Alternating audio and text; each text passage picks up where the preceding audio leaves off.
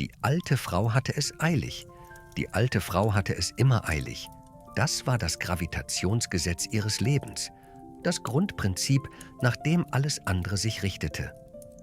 Die Töpfe kochten nie schnell genug, das Holz brannte nie schnell genug. Der Tag verabschiedete sich immer dann, wenn noch 3 Dinge auf der Liste standen, die jetzt 4 geworden waren. Sie griff nach einer Handvoll Stroh, 60 Halme auf einmal, beide Hände voll, keine Zeit zum Zählen. Warf sie auf das Feuer und gab keinen weiteren Gedanken daran. Feuer war Feuer, Feuer brannte. Dann die Bohnen. Sie kippte die Schüssel und das harte Tok, Tok, Tok von Bohnen auf Metall füllte die Küche für einen Augenblick. Dieses Tok, Tok, Tok, das bedeutet Vorrat, Mahlzeit, Abend. Außer einer. Eine fiel daneben, auf den Boden, lautlos fast, weil der Boden schon so voller Krümel und Staub war, dass ein weiterer Krümel keine Rolle spielte. Die alte Frau sah es nicht.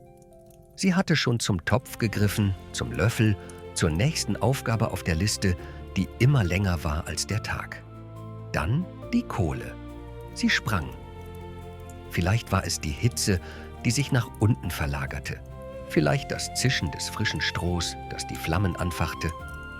Irgendeine Kraft, unbedacht und physikalisch, warf sie heraus, auf den schmutzigen Küchenboden, und sie lag da und glühte auf dem kalten Stein, weil Glühen ihr Wesen war und sie es noch nicht aufgegeben hatte. Der Raum roch nach Holzrauch und dem Beginn von Suppe. Warmer, dichter Geruch, der sich an die Balken der Decke heftete und dort blieb. Die Küche kannte diesen Geruch. Er war ihr täglicher Abschluss. Im Topf begann das Wasser zu sieden.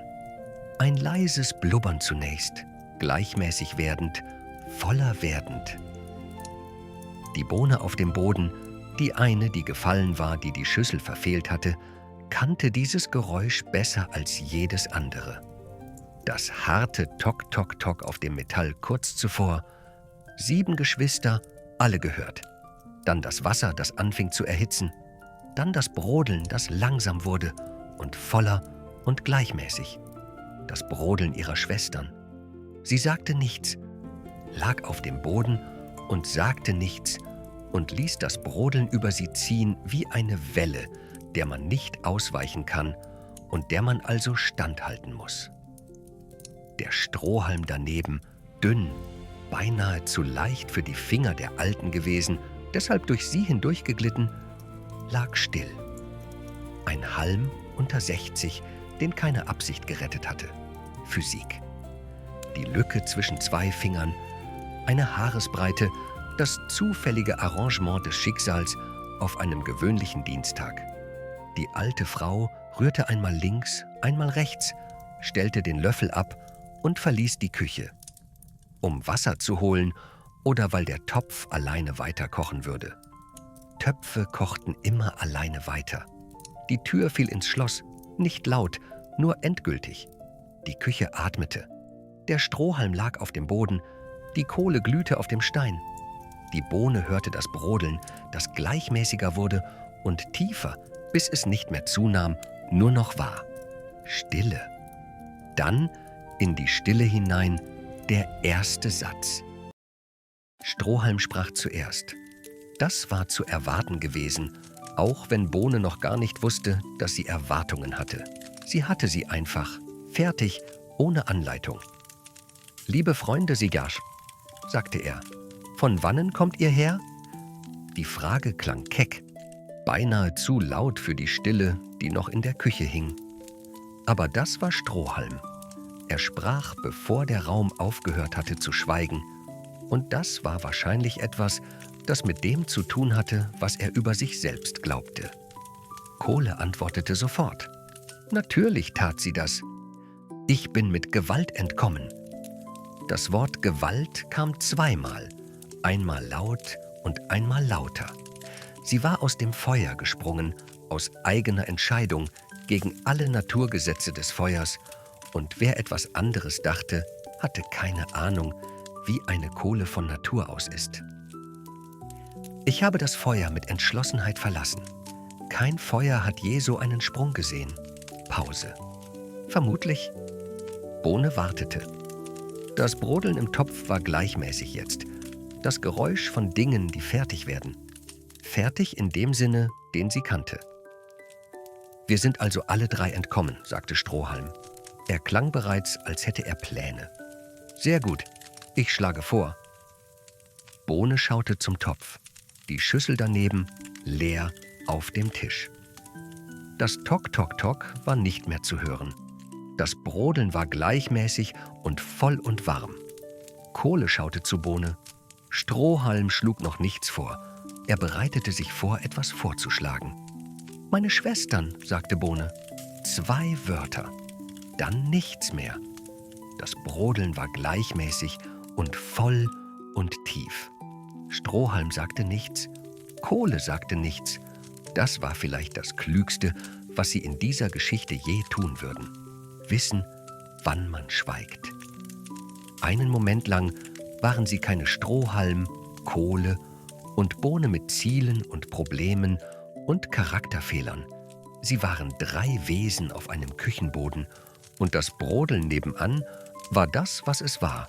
Und das brauchte keinen Kommentar. Dann räusperte sich Kohle, leise für ihre Verhältnisse. Was sollen wir nun anfangen? Strohhalm richtete sich auf. Das Problem mit Strohhalms Plänen war, sie hatten immer eine innere Logik. Es war die Verbindung zur äußeren Realität, die manchmal fehlte. Er stand in der Mitte der Küche und erklärte. Erstens, die aktuelle Position sei unhaltbar. Zweitens, die Richtung müsse weg von hier sein.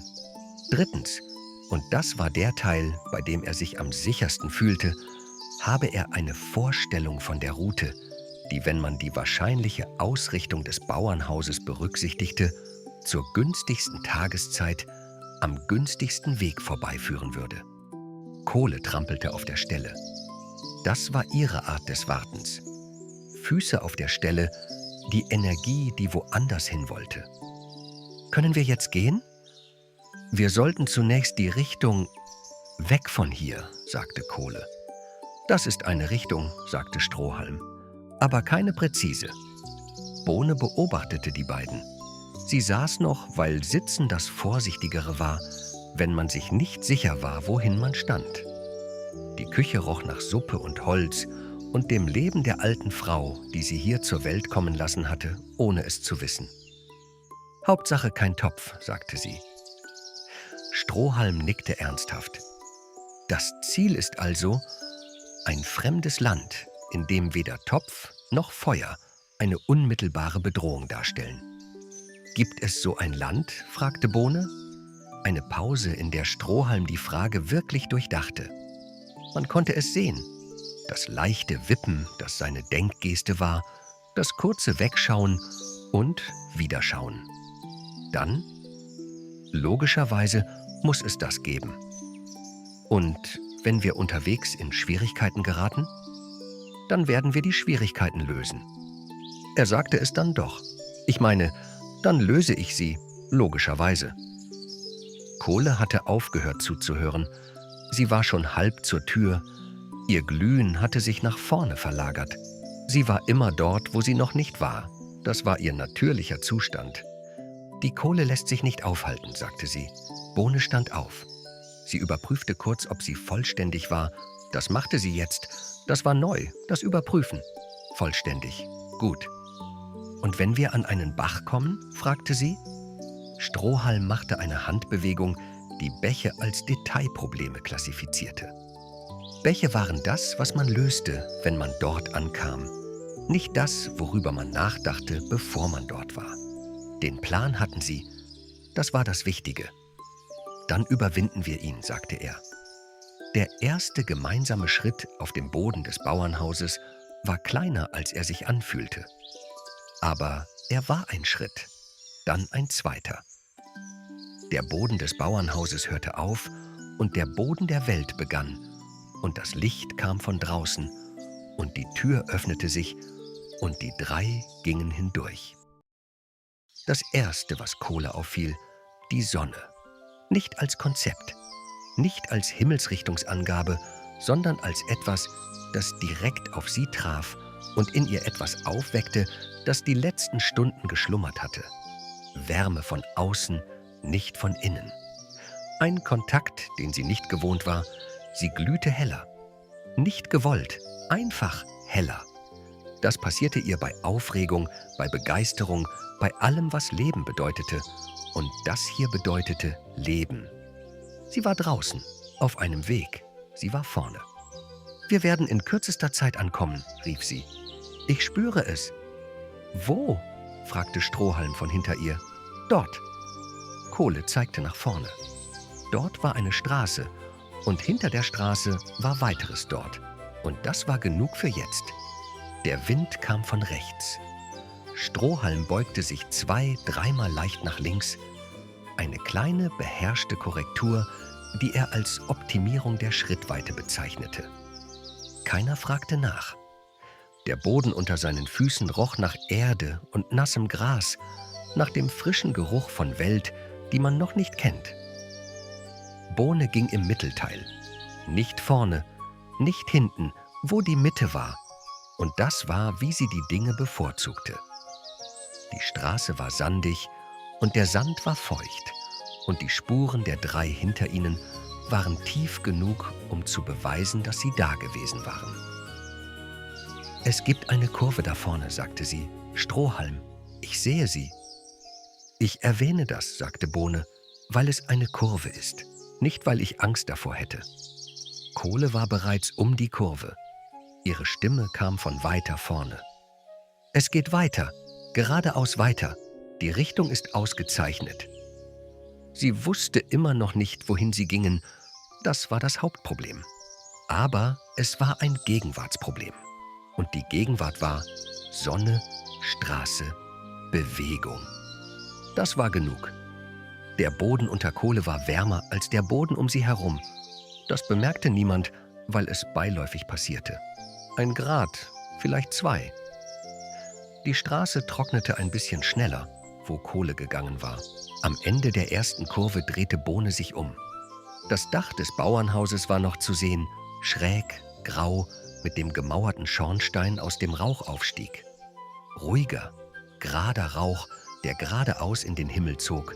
Küchenrauch, Suppendampf. Das Brodeln würde sie nicht mehr hören, zu weit weg schon.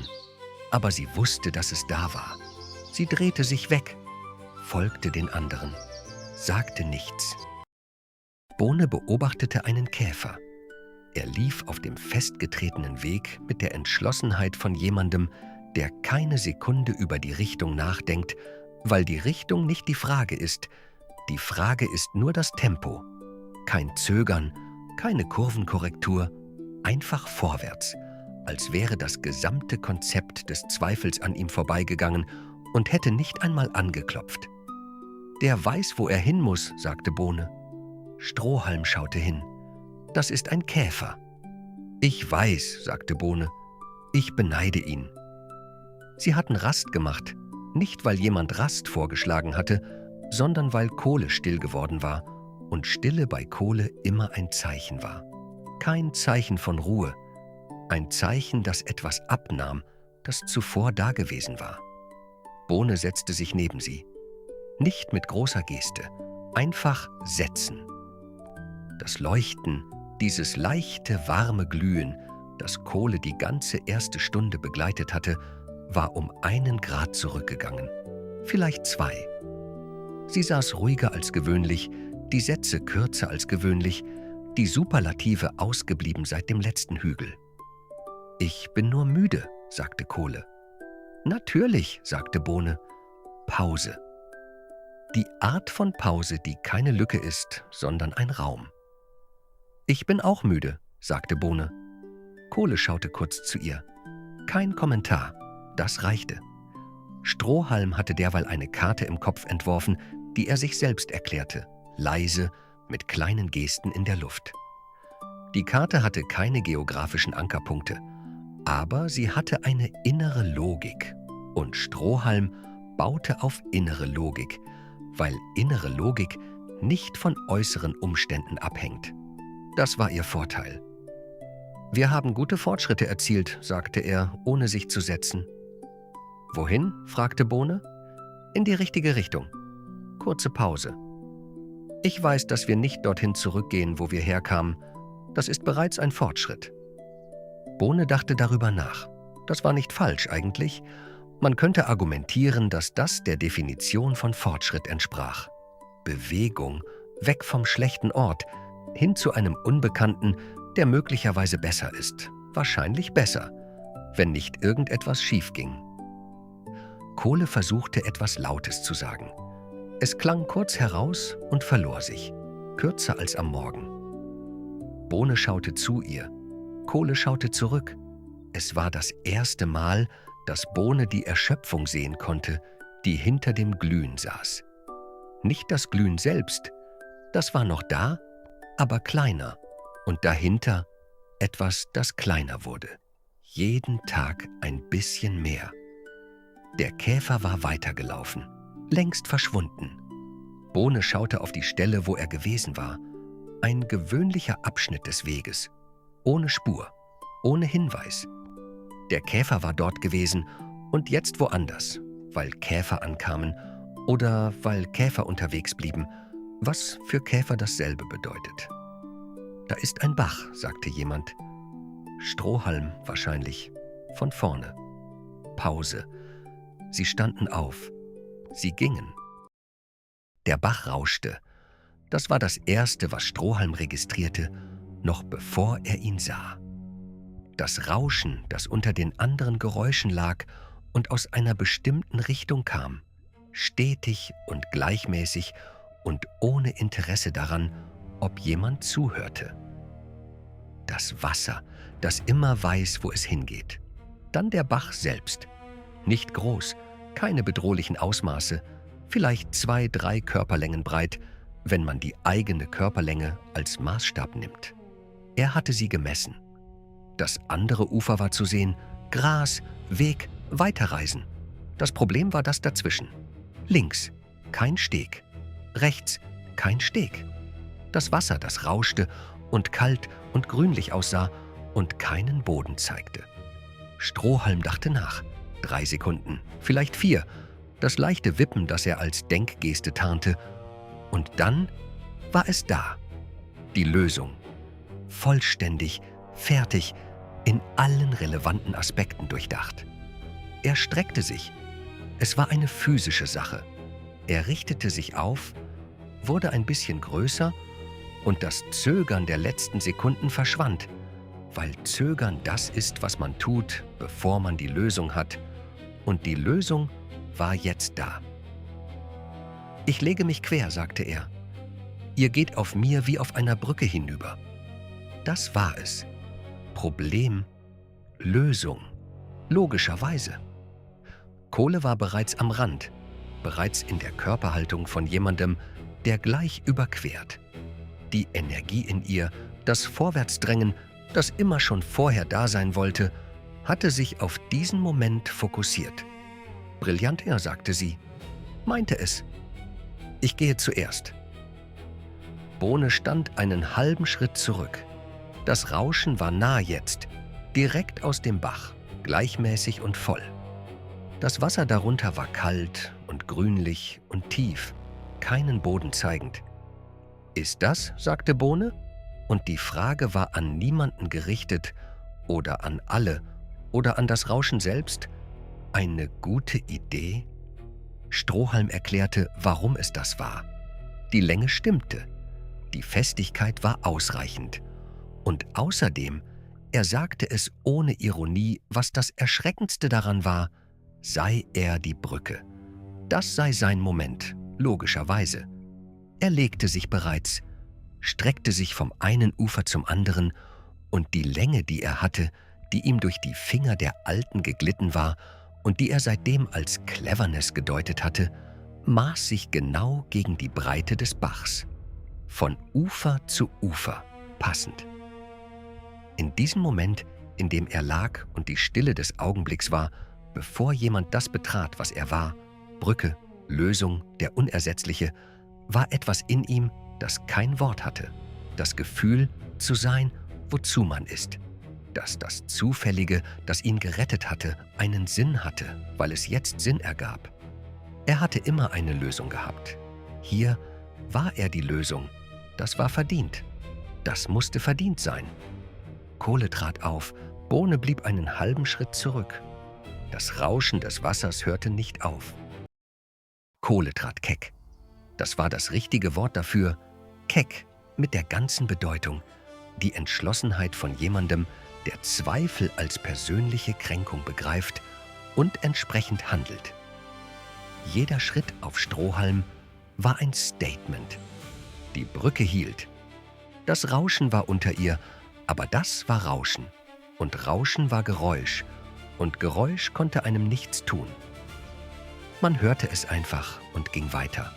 Bohne stand auf dem Ufer und schaute zu. Sah, wie Kohle vorgegangen war, wie sie schon halb drüben war fast, wie die Bewegung auf dem Stroh eine war, die nach vorne wollte und nach vorne konnte. Der erste Schritt, der zweite, der dritte, der vierte, dann die Mitte. Das Rauschen war hier, direkt darunter, direkt unter den Füßen. Das Wasser darunter war kalt und tief und schwarz an den Rändern, wo es schnell war. Und es rauschte mit der Gleichgültigkeit von etwas, das immer rauscht, das nicht aufhört zu rauschen, egal was drüber hinweg will. Kohle blieb stehen. Bohne sah es, die Füße, die aufgehört hatten zu gehorchen. Das Stillwerden, das von unten kam und nach oben stieg und sich in den Beinen festsetzte. Und dann im Rumpf und dann irgendwo dahinter, wo Kohle ihre Lautstärke aufbewahrte. Das Zittern begann. Ein Erzittern, das von innen kam, nicht von außen. Kein Wind, kein Erschüttern der Brücke. Das Zittern von erkaltender Kohle auf einem Halm über Wasser, das sie auslöschen würde, in dem Moment, in dem sie es berührte. Das wusste sie. Das hatte sie immer gewusst, seit dem ersten Atemzug außerhalb der Küche. Deshalb war sie so laut gewesen. Deshalb hatte sie immer gesprochen, bevor jemand fragen konnte, ob sie Angst hatte. Weil wenn man redet, ist kein Platz für das, was man weiß. Jetzt war Stille. Das Wissen war da. Echte Angst. Nicht die Lautstärke, nicht die Superlative, nicht die Geschichte vom mutigen Sprung aus dem Feuer mit Gewalt und Entschlossenheit. Das Zittern, das nicht kontrollierbar war und das keine Geste überspielte. Strohhalm begann zu brennen. Es passierte schnell, fast beiläufig, die Hitze von Kohles Füßen, zu lang auf einer Stelle, zu konzentriert, zu viel Wärme auf zu wenig Stroh. Ein kleines Knacken, dann das Brennen, dann 2 Stücke. Der Bach machte das, was Bäche machen. Er nahm beide mit. Kohle rutschte nach, das Zischen, als sie das Wasser traf. Ein Laut. Einmal, kurz, das Geräusch von etwas, das aufgehört hat zu sein. Dann nichts. Das Wasser rauschte weiter, gleichmäßig, kalt. Weiter, weil das Wasser immer weiß, wo es hingeht.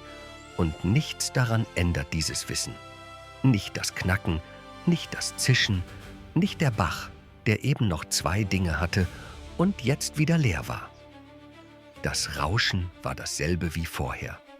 Bohne stand auf dem Ufer, schaute auf das Wasser, das weiterfloss, als wäre nichts gewesen, weil für das Wasser nichts gewesen war.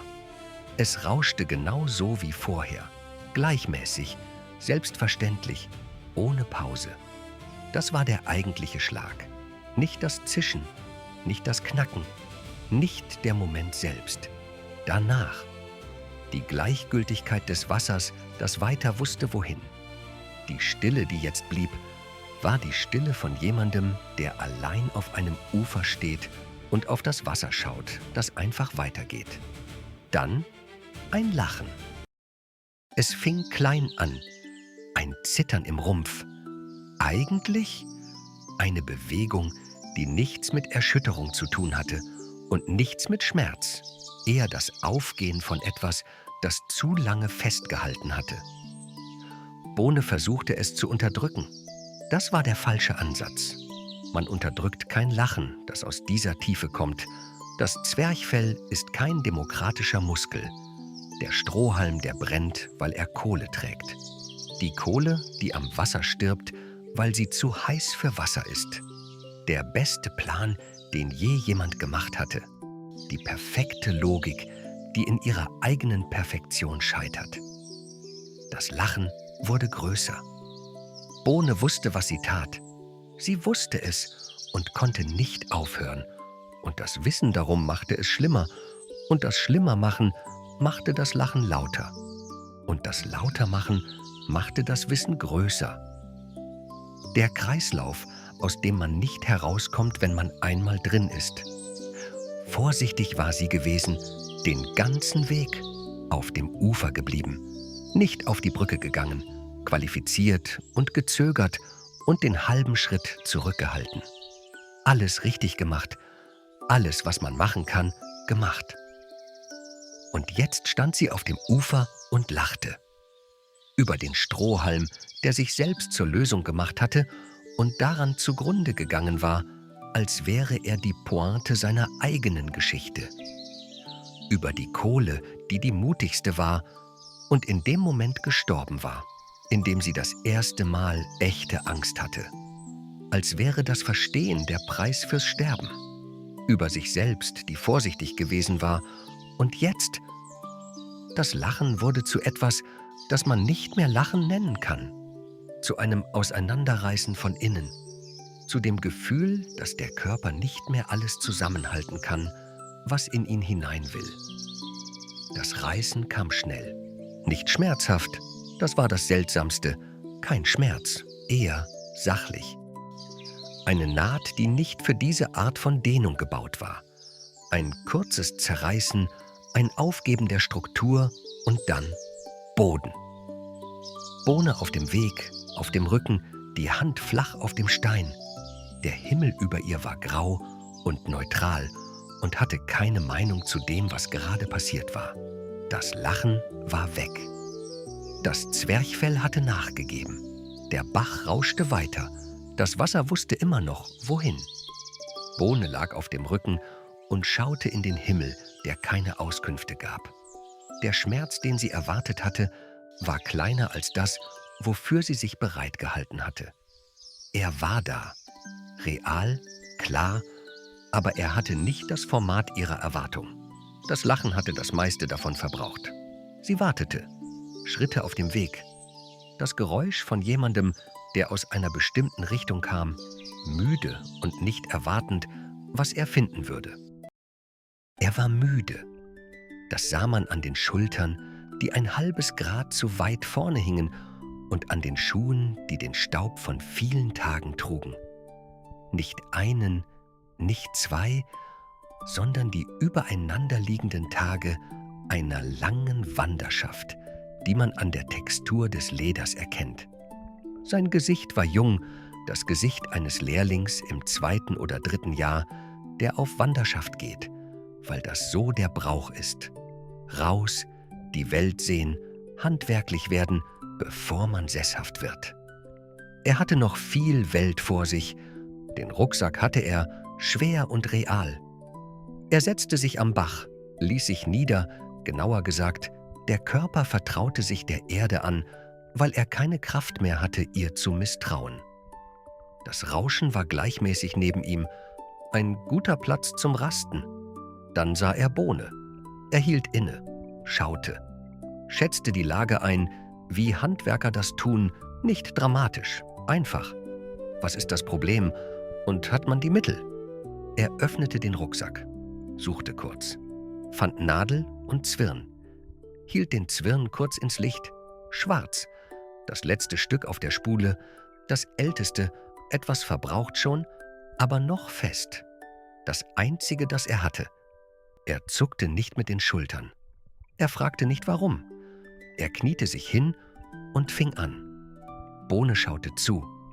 Von ihrer Position auf dem Rücken, von unten sah sie seine Hände. Ruhig, geübt, die Hände von jemandem, dem man anmerkt, wie oft er das schon gemacht hat und wie wenig er darüber nachdenken muss. Der Faden durch die Nadel, Der erste Stich, vorsichtig, die Spannung prüfend. Dann der zweite, der dritte, gleichmäßig, ohne Eile. Er fragte nicht warum. Er nähte, weil etwas genäht werden musste. Und er hatte Nadel und Faden. Und das war die vollständige Begründung. Der Faden war schwarz. Bohne sah das. Die Farbe, wie der Faden durch die Öffnungen glitt, wie er das Licht schluckte, statt zu reflektieren. Schwarz. Sie sagte nichts. Es dauerte. Wie es dauerte. Der Bach rauschte nebenan und die Vögel machten das, was Vögel machen, wenn niemand auf sie achtet. Und der junge Schneider nähte und Bohne ließ es geschehen. Zum ersten Mal in dieser Geschichte. Wirklich ließ sie es geschehen. Ohne Qualifikation, ohne wahrscheinlich oder möglicherweise. Ein fremder Mann, der kniete und Gutes tat mit dem einzigen Faden, den er hatte. Sein Gesicht, wenn er arbeitete, war leer von allem außer der Aufgabe. Das war eine Art zu sein in der Welt, die Bohne bisher nicht gesehen hatte. Vollständig bei dem, was die Hände tun, ohne Rest. Der letzte Stich, der Faden festgezogen, präzise, fertig. Bohne war ganz, eine schwarze Naht an der Seite, aber ganz. »Danke«, sagte sie. »Kein Problem«, sagte er. Er rollte den restlichen Faden auf. Wenig war noch da, fast nichts, und steckte Nadel und Spule zurück in den Rucksack. Stand auf. Das kurze Zusammenzucken der müden Schultern unter dem Gewicht, dann wieder gerade. Er nahm den Weg auf. Linker Fuß, rechter Fuß, weiter. Er verschwand um die nächste Kurve. Bohne blieb sitzen, auf dem Weg, neben dem Bach, und schaute auf die schwarze Naht an ihrer Seite. Führte den Finger darüber, ein kleiner Wulst sorgfältig gezogen, das Handwerk von jemandem, der weiß, was er tut. Schwarz, weil schwarz das Einzige war. Er hatte schwarz genommen, weil das Einzige war, was er hatte. Das war die ganze Geschichte, der ganze Grund, keine Bedeutung dahinter, kein Symbol, kein Plan. Schwarz, weil schwarz da war, so wird Geschichte gemacht. Bohne ging weiter, allein jetzt. Den Bach hinter sich, das Rauschen leiser werdend mit jedem Schritt, den Schneider längst um eine Kurve verschwunden, die Straße vor ihr wieder so, wie Straßen immer sind, gleichmäßig, ohne Auskunft darüber, was am Ende wartet. Irgendwann kam sie an. Das macht man. Man geht. Und dann ist man irgendwo. Und das Irgendwo ist der Ort, an dem man aufgehört hat, woanders hinzuwollen. Irgendwo, das kein Topf war. Kein Feuer, kein Bach mit einem Strohhalm als Brücke, kein Brodeln hinter einer geschlossenen Küchentür. Sie lebte weiter. Das ist bemerkenswert, wenn man es bedenkt. Und dann, wenn man noch länger darüber nachdenkt, weniger bemerkenswert, weil das meistens passiert. Man überlebt, man geht weiter. Man macht weiter, weil das die Alternative ist zum Nichtmachen. Die schwarze Naht blieb. Und alle ihre Nachkommen, die Bohnen, die es gibt seitdem, in allen Gärten und Töpfen und Feldern und Schüsseln und Küchen der Welt, in allen Häusern der alten Frauen, die es eilig haben und keine Zeit zum Zählen, tragen diese Naht. Schwarz, sorgfältig, von einem jungen Mann, der Gutes, tat mit dem einzigen Faden, den er dabei hatte. Er hatte keinen anderen. Er hatte schwarz genommen, weil das Einzige war. Seitdem haben alle Bohnen eine schwarze Naht. Und wer eine Bohne in der Hand hält und den Daumen darüber führt, spürt sie. Ein kleiner Wulst, eine Verdickung, eine Stelle, an der etwas zusammengefügt wurde, das auseinandergerissen war. Die Naht ist kein Fehler. Die Naht ist Zeichen. Zeichen wofür? Dafür, dass man manchmal platzt, weil die Welt zu komisch ist, um sie unkommentiert zu lassen, weil Strohhalm brennt, weil Kohle erfriert, weil der beste Plan, der je existierte, aus einem Halm und ein bisschen Länge bestand und dem Wunsch, nützlich zu sein, Und das war er wirklich. Nur nicht auf die Art, die einen überleben lässt. Und dafür, dass manchmal, wenn man auf dem Boden liegt und in den Himmel schaut, der keine Auskünfte gibt, Schritte auf dem Weg zu hören sind. Von jemandem, der müde ist und staubige Schuhe hat und Nadel und Faden dabei und kein Warum braucht. Manchmal platzt man, manchmal kommt jemand mit einem Faden und manchmal ist der Faden schwarz, weil schwarz da war. Das war der Faden. So wurde Geschichte gemacht und so trägt sie sich weiter. In der Naht einer jeden Bohne. Sorgfältig und schwarz und unvermeidlich, weil ein Mann auf Wanderschaft einmal anhielt. Das ist der Unterschied zwischen dem Brodeln im Topf und dem Weg danach. Wenn dich diese Geschichte berührt hat, dann bist du genau richtig hier. Regelmäßig erwacht ein neues Märchen zum Leben. Neue Stimmen, neue Welten. Abonniere diesen Kanal, damit du keines davon verpasst. Und wenn du jemanden kennst, dem diese Geschichte gefallen hätte, teil sie mit ihm. Manche Geschichten sind zu schön, um sie alleine zu hören,